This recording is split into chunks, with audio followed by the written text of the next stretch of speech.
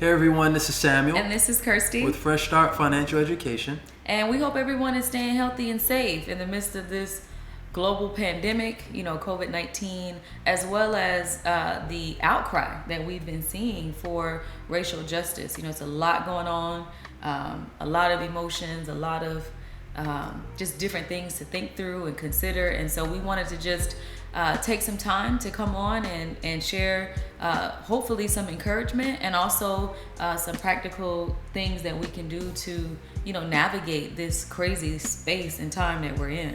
Yeah, COVID-19 has definitely changed, I think, all of us, all of our lives, our daily routines. A lot of people have been diagnosed with COVID-19. Many have recovered, some have passed away. And, Kirsty and I, we've just tried to be mindful and prayerful of people in every situation. Right. And so, as we continue to, unity is key, prayer is key. Right. And one thing that a lot of people have experienced is a loss of income during this time. Yeah, with a lot of the shutdowns, with social distancing and all of that, Right. Millions of people have their income have been impacted.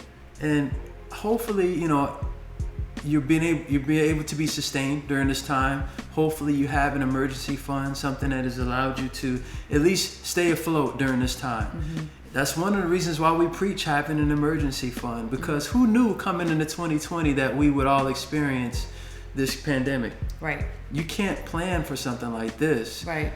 That is going to happen, but you can plan from a financial standpoint in the event of an emergency happening.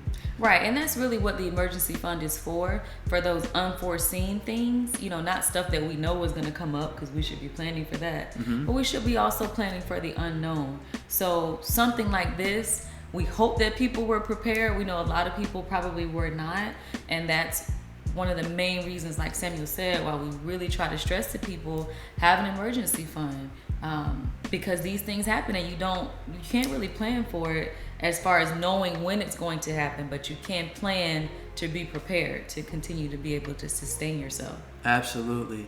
And shout out to all the companies that have continued to pay their workers, the companies that have just people, a lot of businesses and organizations have simply made adjustments to, right. I think some companies have put a pause on making payments to certain bills. Maybe mortgage companies also have been a little bit more flexible than what they would have been. Mm-hmm. And so that's beautiful to see people and companies and organizations who are just trying to help the people in this difficult time. Yeah, and a lot of organizations, you have churches, like I said, different organizations, businesses really stepping up and really offering support, helping people. I've seen all kinds of food drives and, people giving away grants and, paying bills, different things. I think it's just amazing to see everybody come together and try to do what we can to help each other, get through this time. I think we're all stronger together in that way. Yeah. And there has been some assistance from a financial standpoint, the stimulus checks. And we just want to take a moment right now to just share just some wisdom and how you can handle, whether you're working or not working, if you got a stimulus check, how you can be wise with your finances during this time. Yeah, definitely. Because like Samuel said, some people are still getting paid. Some people didn't lose their income, which is great. Some people's work wasn't impacted at all, which is great. But even for the people who did lose income, thankfully there has been some support that has been offered from a government standpoint, like you mentioned with the stimulus payments. Unemployment has been expanded, so a lot of people now are able to qualify for those benefits, even some people who may not traditionally qualify for those benefits. So I think from that perspective, that's been really great to see that there is some things available, hopefully, to be able to help more people get through this time. But even with that, like you said, this is an opportunity to be wise with those resources, even the opportunity to maybe not pay a bill, right now or whatever. Like, we have an opportunity right now to be wise in how we handle these situations, so that when all this is over, we can come out in a hopefully good space, or not as bad of a space, if we mishandle, these few months. So what would you say to somebody who's not working and collecting unemployment, and their mindset is, well, when the unemployment stops, I believe it's July 30th. I think the 31st. July 31st. The last time I checked, and we're in Florida. Yes. I'm not sure if that changes for people in different states, but we're in Florida. Well, what would you say to that person that says, well, I'm just not going to work. I'm going to ride on this check until things get back to normal. What is the mindset? What do you think people's mindset should be from an income standpoint during this time? Well, what I would say to a person who is collecting unemployment and is not working right now, if you are able to work.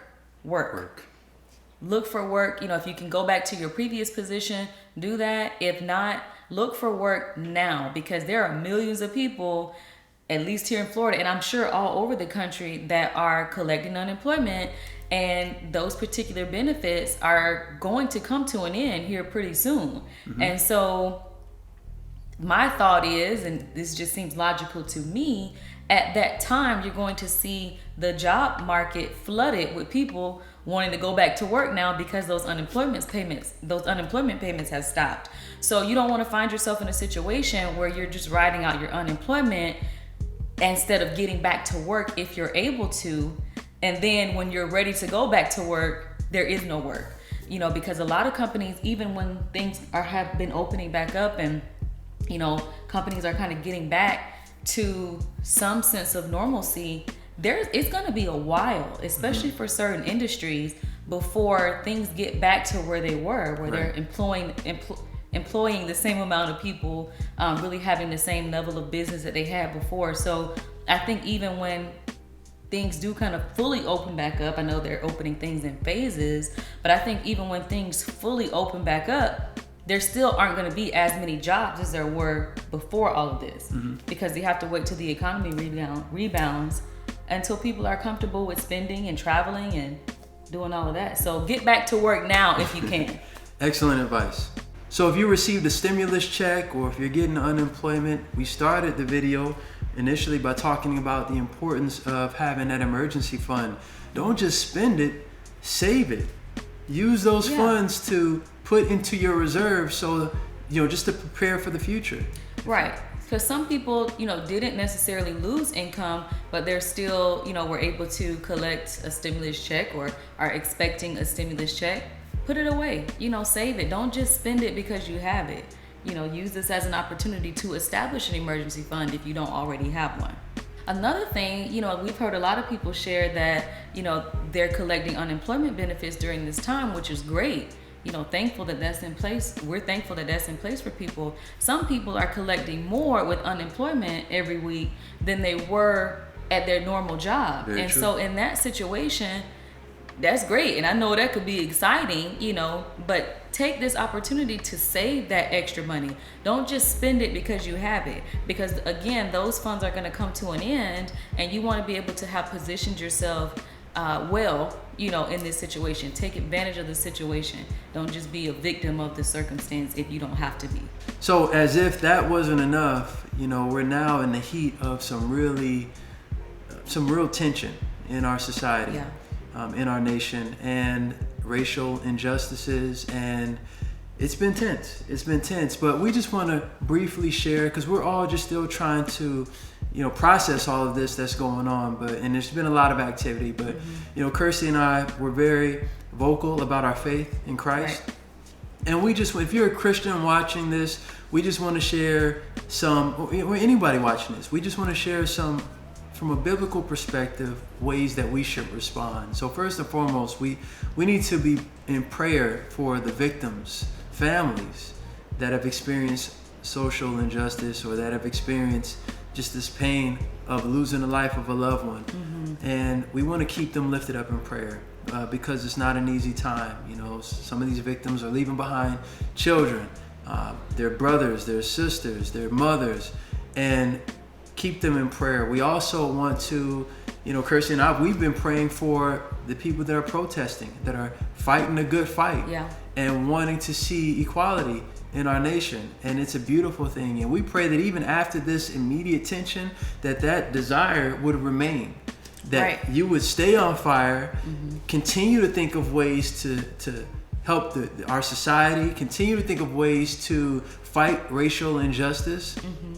And another thing that we've been praying for are the people that, that have a heart filled with racism.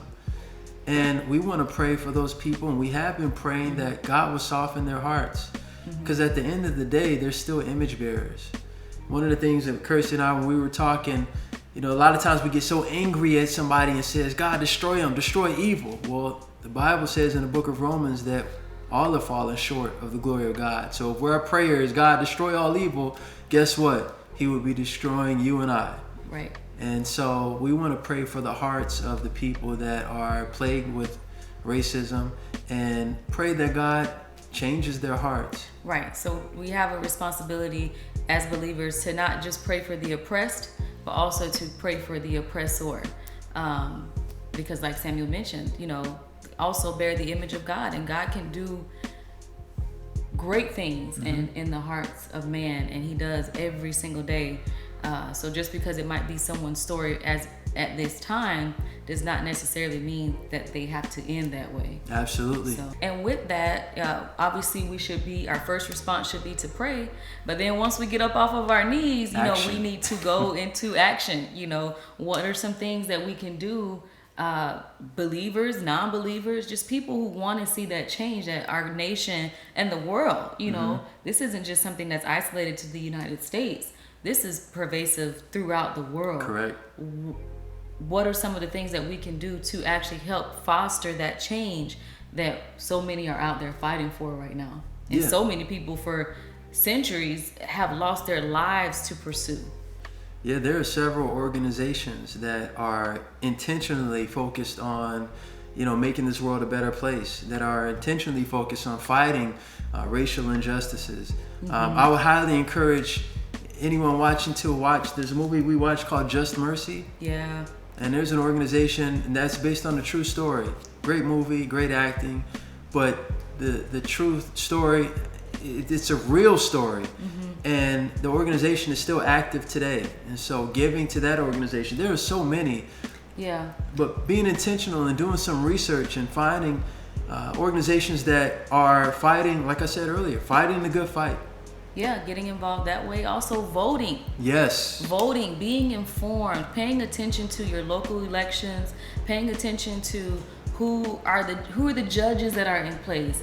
Because when we talk about even the movie that you mentioned, Just Mercy, or the book, some people are familiar with the book. When we talk about the criminal justice system, it's broken. That's just the reality. It's a sad truth that we all have to face. It's a broken system. And so it starts with, in my mind, I'm sure there's a lot of different components in fixing that, but I think part of it is going to be who the people that are in place to make those decisions. Right. So paying attention during these elections is so critical, so important. Researching the candidates. Don't just vote based on a party affiliation. Don't just vote because of what somebody looks like. Really look at their track record. See what they're about. Listen to some of the debates. Listen to some of the things that are important to them. And do your research. Know for yourself. And get out and vote. Don't let anything stop you, because it starts, I think, that's gonna be a big part of it. It's a huge part of it. Yeah. And I know sometimes we have a big dream we want on a grand scale for everything to be changed, but start at home. Yeah. Even start with your local neighborhood. Invite neighbors to your home and engage with your community. That's what Kirsty and we have a Bible study on Wednesday evenings. We are engaging with our community. We are having these real conversations about race, about real life issues, and it's important to engage with our community. A lot of times we may feel so disconnected watching television or just on social media, but connect with people. You can actually meet with people face to face, and it doesn't have to be just Facebook or Twitter. Let's connect with people in real life. Yeah, that's really important. One of the things that I always think about when you talk about, establishing those relationships, even from a racial perspective, like we have so many friends and people that we love dearly and care about that don't look anything like us. Right. And I think the beauty in establishing those relationships and getting to know people from a different background or from a different ethnic group or whatever the case, if someone does have a particular prejudice, that they've been taught or that they've subscribed to, or they are holding some hatred in their heart, maybe interacting with you can help debunk some of those things. Maybe interacting with you and having a relationship with you will help them to appreciate your culture and to be exposed to it. Because a lot of times people aren't exposed to people that aren't like them. Right. And so they come up with these different things, or they hear these different things. But how important or how powerful is it when you have a one-on-one relationship with somebody where they might be able to say, well, you know what? Such and such is pretty cool. I really care about them. I see how they are as a person, and be able to look past those things that they may not have had an opportunity to be exposed to before. So it's so important what you just said, fostering those real relationships, because it can just help mend, things. Yes. I think it could mend things, Yeah. We change mindsets. Experienced that personally in our lives. Right. Definitely. Right. Help change the mindset. So hopefully this has helped. Again, it's an ongoing conversation. Not one definitely. video or one protest is going to change everything. This is an ongoing conversation, and it needs to happen. And so we're glad that these conversations are happening. Yes. We encourage you to have them, and let's continue to pray for each other. We'll pray for you, pray for us. Yeah. And share some, if you guys might visit our Facebook page, Fresh Start Financial Education, getting all tongue-tied, or comment, on this video. Let us know some ways that you guys are getting involved and trying to make a difference and getting out there. I think the protests are beautiful. Peaceful protests, I think, are amazing. We hope that people would let their voices be heard in a productive way, so that the message isn't drowned out by, some other factors. But anyway, we think those things are amazing, like I said, peaceful protests. But what are some things that you guys are doing, you know? In the comments below, share what some of the things that you're doing. Give us some ideas that we can continue to spread, and let's help each other out during this time. Yeah, and shout out to Markeisha for these shirts. Let us breathe. Let us breathe. I think it's important to show, even from a practical standpoint, where it is that you stand, and, to get in the fight and let people know, again, where you stand on the different sides of these issues. And we're definitely trying to do that the best way that we can. I'll leave a link to her page as well if you want to grab you some of these t-shirts. She has some dope stuff. Awesome. Love you guys, and we'll see you next time.